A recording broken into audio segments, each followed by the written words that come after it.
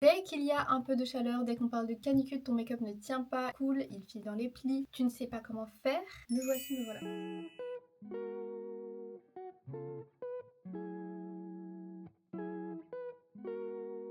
Hello hello, j'espère que vous allez bien. Bienvenue sur ma chaîne, je m'appelle Linda. Pour ceux qui ne me connaissent pas sur ma chaîne, je fais du lifestyle, des conseils, des vlogs, des tutos, quelques podcasts aussi par moment, ça m'arrive quand j'ai besoin de parler. Aujourd'hui je vous retrouve pour un tuto make-up spécial été. C'est vraiment ma routine tout l'été pour avoir un make-up qui tient et qui dure même sous canicule. Donc voilà, je vous ai vraiment montré les étapes les plus importantes puisque les étapes qui sont moins importantes que d'autres. Et j'espère que vous vous servirez de mes conseils. En tout cas, n'hésitez pas à me faire des retours par rapport aux techniques que je vous ai apportées. Mais voilà, je vous laisse avec la suite de la vidéo avec mes petits conseils et à tout à l'heure. J'aime trop avoir des full face même en été. C'est peut-être un problème, mais je m'en fiche. J'ai déjà appliqué ce produit là, donc j'ai laissé le temps pour qu'il sèche. C'est le sérum 24 heures de chez Maybelline. En été, comment vous dire que c'est le prime. Vraiment, ton make-up, je trouve qu'il accroche bien. Et c'est pas quelque chose de hyper collant, vous voyez. Donc tu fais ta skincare et après tu t'appliques le produit, tu laisses sécher. Moi en attendant, je fais mes sourcils. Et alors c'est bon, là j'ai fait mes sourcils, vous inquiétez pas, moi j'aime bien les retoucher à la fin. Là c'est un petit peu bizarre, mais pour le fond de teint, j'utilise celui de chez NARS. En fait, c'est un fond de teint qui est super bien parce qu'il est fluide, il est couvrant. C'est pas le plus couvrant, mais il est très léger sur la peau et très facile à estomper aussi. Donc c'est pour ça que j'aime bien. J'utilise les pinceaux de chez Sephora pour me maquiller. Là j'utilise 0,1 et je vais prélever du coup un peu de matière et je vais venir estomper légèrement. Donc voilà, au début je tapote légèrement et là je viens de faire des petits, vous voyez, des mouvements comme ça. Moi quand je mets du fond de teint, je veux vraiment que ça couvre, mais pas non plus que ça fasse un effet plâtre. Et ce fond de teint j'aime beaucoup parce qu'il a pas cet effet là. Donc j'applique mon fond de teint de manière douce et délicate. Je laisse pour l'instant les yeux et le cou. Je passe directement au front. Dites-vous que j'ai fait je crois 4 pompes hein, au niveau du fond de teint. C'est en général suffisant. Maintenant on passe à l'anti-cerne. Donc l'anti-cerne, en vrai de vrai, vous faites un make-up normal. Tout va se jouer dans la poudre. Ça c'est pas les étapes les plus importantes. Donc hop, anti-cerne, t'en mets pas beaucoup. Juste un petit peu au niveau du coin là.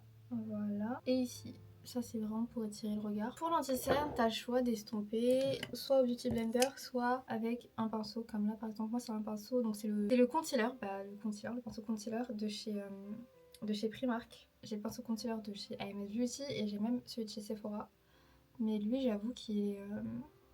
en fait les poils sont fins, il se fait pas de traces. Pour un anti-cerne léger comme le Huda, il est parfait. Voilà, parce que le Huda, il est quand même assez fluide. Pour un anti-cerne crémeux, je vous conseillerais plus celui de chez Sephora par exemple, mais lui, pas mal. Ok, une fois que j'ai bien estompé, je passe au contouring.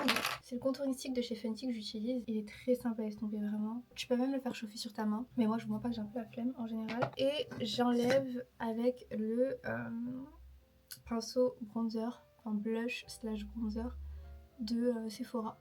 Hop, je vais bien remonter. Maintenant, je reprends un autre anti-cerne. Donc là, j'utilise le NYX, mais juste pour apporter un peu plus de lumière à mon visage parce que je le trouve un peu terne là. Et regardez comment ça va rajouter de la lumière. Vous allez voir différence côté droit, côté gauche. Hop. Vous voyez ou pas? Bah moi j'aime trop cet effet là. Après c'est pas tout le monde qui aime, mais moi en tout cas j'aime trop. Maintenant, c'est le moment où tout se joue. Vous allez venir prendre une poudre compacte. Moi je suis chez la Charlotte Tilbury, mais il y en a plein des poudres compactes. Vous allez voir que j'en utilise 2 pour ce make-up. Donc voilà, la Charlotte Tilbury elle est assez claire, etc. Mais en fait c'est juste pour que mon anti-cerne vienne bien pénétrer. Je l'applique avec une houppette, comme ceci. Ok. Elle est toute petite, mais c'est parfait parce que ça va pouvoir aller dans toutes les zones. Donc je viens bien remplir ma houppette. Vous voyez comment elle est. Voilà. Et je vais venir tapoter la houppette sur les zones qui peuvent avoir tendance à briller, ou ça peut rentrer dans les plis, etc. Juste histoire de... Donc déjà ça va matifier déjà. Et ça va permettre d'avoir quelque chose, un fini hyper lisse. En fait, vous voyez déjà la différence ou pas? Voilà, et moi je vous conseille de vraiment en mettre sur les zones où vous savez que vous avez tendance à briller, où votre make-up a tendance à partir, voilà. Là aussi sur le front, ça c'est important, le front. Une fois qu'on a fait ça, on peut passer à la poudre libre. Donc pour la poudre libre, moi j'utilise celle de chez Fenty. Je suis inséparable avec elle, ça fait des années et des années. J'ai la Huda encore, hein, je l'ai encore, mais je l'utilise jamais. Parce que je trouve que la Fenty fait mieux tenir mon make-up. Donc voilà. Ok, je la mets dans le couvercle et je vais en prendre un Beauty Blender. D'accord? Assez mou. ok, vraiment il est assez mou. Je viens prélever un peu de matière. Et je vais venir déjà bien dessiner mon nez, puisque le contouring du nez est quand même extrêmement important. Donc j'aime bien le dessiner. Et ensuite, s'il manque un peu de matière, on prélève un peu. Je viens faire pénétrer la poudre. Là, on va pas venir la déposer et faire une espèce de baking ou quoi. Là, on vient vraiment faire pénétrer la poudre à l'intérieur du visage. Voilà, pareil ici, je viens bien faire pénétrer ma poudre. Et ça va permettre en fait que déjà, ça va faire un fini hyper beau quand tu seras à la lumière du jour ou quoi. Genre ça va pas faire paquet ou pot de peinture ou plâtre quand tu vas... Enfin si t'es dehors ou si quelqu'un regarde ton make-up. Ça va faire un fini hyper joli en fait. Tout va être fondu, tu vois. Donc je viens presser la poudre sur le visage. Et c'est ça aussi qui va faire que ça va être mat et tu vas pas briller et ton make-up ne va pas bouger. Donc je le mets partout où j'ai mis des zones de lumière. Donc partout où j'ai mis mon anti-cerne. Tu vois là. Je viens ici aussi. Et l'autre côté. Voilà. Et maintenant on peut passer au bronzer. Le bronzer pour moi il est indispensable, contrairement au blush où je sais que je peux m'en passer, mais le bronzer, ça c'est non. Pour le bronzer j'utilise celui de chez Révolution, donc vert clé un peu, voilà, celui-là. Mais c'est du coup le méga bronzer en teinte dark. Vous pouvez le retrouver dans les magasins type normal ou alors sur internet. Je l'applique avec un pinceau biseauté comme ça de chez AMS Beauty. Qu'il fasse soleil ou qu'il pleuve, c'est pas mon problème, j'aime bien en mettre beaucoup. Donc voilà, ça va vraiment réchauffer le teint ça. Et éviter un côté trop terne en fait. Donc voilà. Ne prenez pas, selon votre type de carnation, ne prenez pas quelque chose de trop rouge, trop terne, trop froid, trop chaud. Faut vraiment ça doser au niveau des sous-tons. Et c'est pour ça que c'est important de connaître le sien. Ensuite je prends un petit pinceau comme ça. Hop. Il est comme ça et je viens faire mon nez avec. Voilà. Avant je prenais un truc hyper précis pour mon nez, mais je me suis rendu compte que ça se voyait trop après quand je mettais le fixateur et tout. Alors que là ça fait très... pareil, ça se fond super bien quoi. C'est beaucoup plus simple à travailler que si je prenais quelque chose d'hyper précis, on allait voir trop les traits, etc. Que c'est dessiné et tout, là c'est mieux quoi. Le dernier moment, ça va être le moment de la poudre. Là j'utilise la poudre de finition matifiante 12 heures de chez Sephora. Ok. Je vais prendre un pinceau de chez AMS Beauty encore une fois, qui est comme ça, donc c'est un pinceau pour le concealer à la base il me semble. C'est le C02 et j'en prélevé un peu de matière comme ça.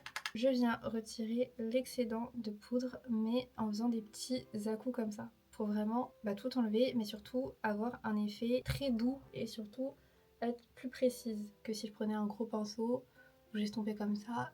Là, je peux estomper les zones où je veux pas trop que ça se voit, par exemple. Bon, je suis pas fan de l'odeur, mais ce qui est sûr, c'est que ça fait vraiment bien tenir le make-up et avec ça, ton make-up il bouge pas. Je vais même prendre un petit pinceau, hop, comme ça.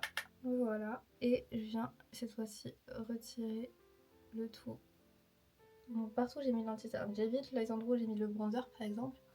Mais là où j'ai mis l'anti-cerne, là où j'ai des zones libres, je viens remettre de la poudre.